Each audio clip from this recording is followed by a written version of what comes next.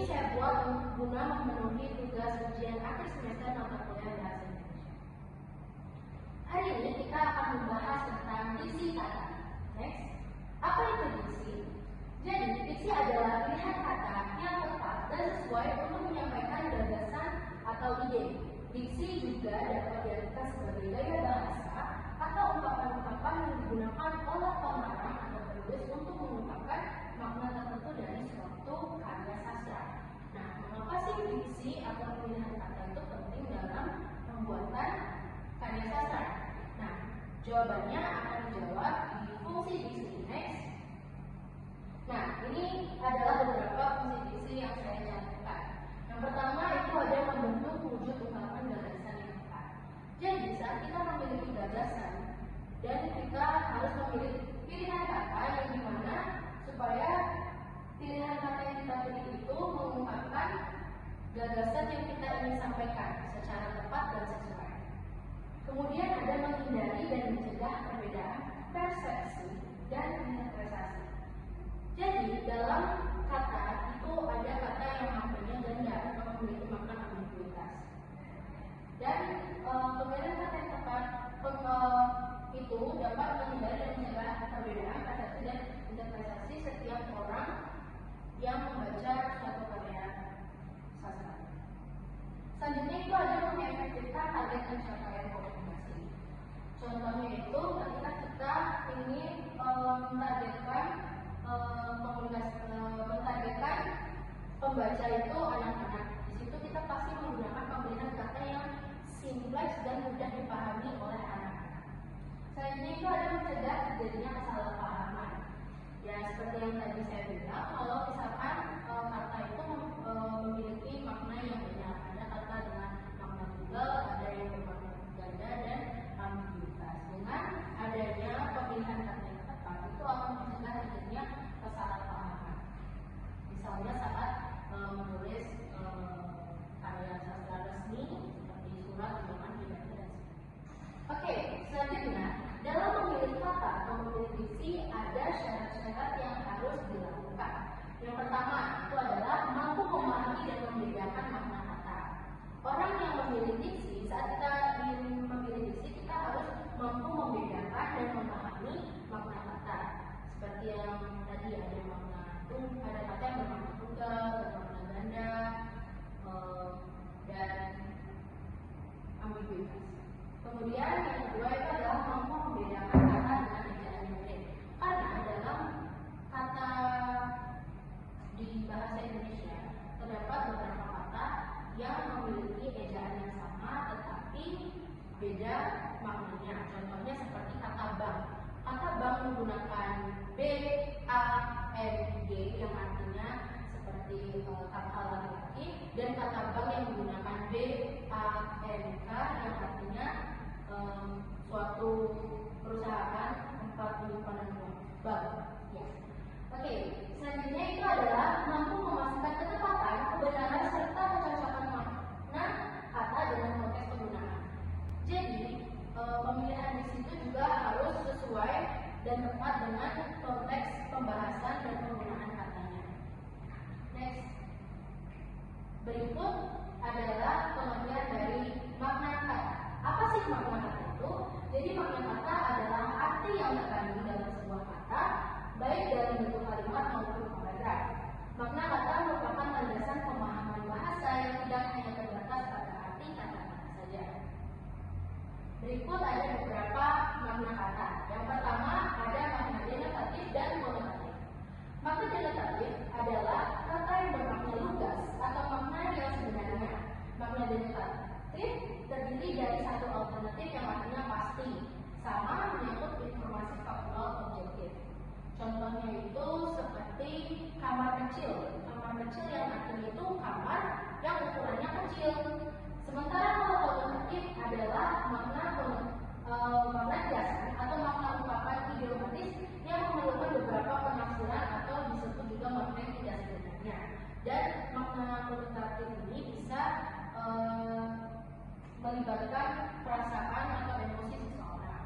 Contohnya seperti kata tadi, kamar kecil itu kalau secara denotatif maknanya adalah kamar yang ukurannya Namun secara kualitatif, kamar kecil bisa bermakna toilet atau kamar mandi.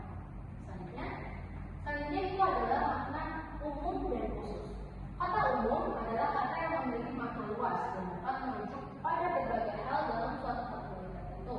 Sementara kata khusus adalah kata yang memiliki makna yang spesifik dan terbatas, serta mencakup hal-hal tertentu saja dan dapat digunakan dalam konteks atau situasi tertentu, seperti nama tempat, nama orang, nama benda, atau istilah. Penggunaan kata umum dan kata khusus ini, contohnya kita bisa ambil seperti ikan. Ikan merupakan kata umum, di mana ikan itu memiliki banyak jenis. Jika kita menggeser ke lebih hal yang spesifik atau khusus, kata khusus dari ikan itu bisa lele, mujair, nila, dan sebagainya. Next.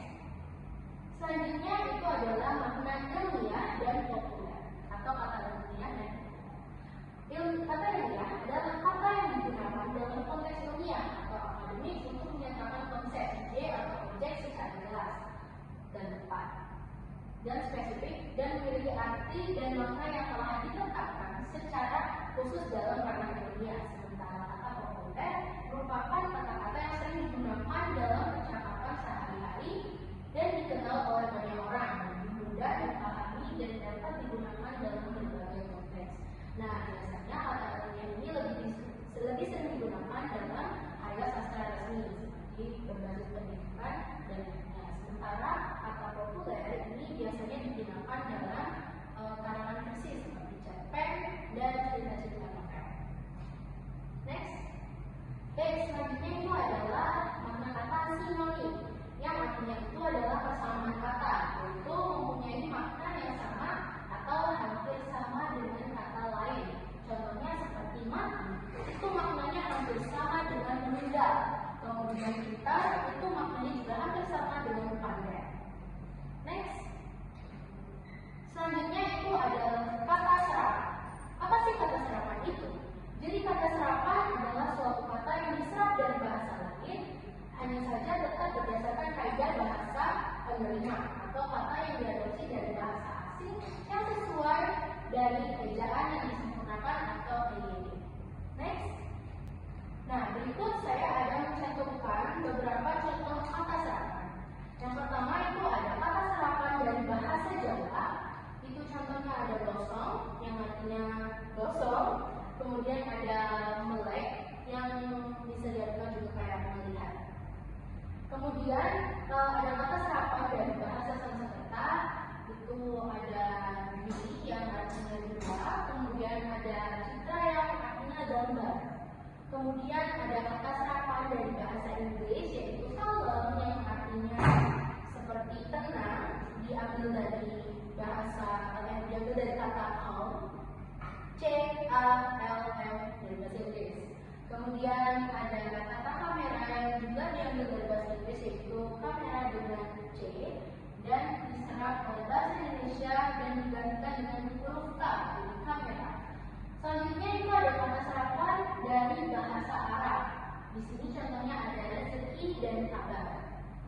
Rezeki yang artinya berkah dan kabar itu seperti berita. Kemudian ada kata serapan dari bahasa Belanda. Contohnya ada ajudan dan ikan. Kemudian ada kata serapan dari bahasa Portugis. Contohnya itu ada idola dan rosario. Kemudian ada kata serapan dari Hokkien atau Tiongkok yang contohnya di sini ada kata lumpia dan tahu. Next, oke, kita sekarang sampai ke kesimpulan dari materi yang sudah saya jelaskan. Jadi kesimpulannya itu adalah dalam menulis karya sastra, pemilihan kata atau diksi itu sangat diperlukan. Mengapa? Karena untuk memastikan bahwa kata atau kalimat yang kita gunakan itu dapat mengungkapkan gagasan kita, gagasan yang disampaikan secara tepat dan sesuai. Dalam pemilihan kata diksi ada juga beberapa hal yang perlu diperhatikan seperti ejaan kata, makna kata, dan penggunaan kata. Baik, sekian presentasi dari saya tentang diksi kata. Mohon maaf bila ada kesalahan. Terima kasih dan salam sejahtera.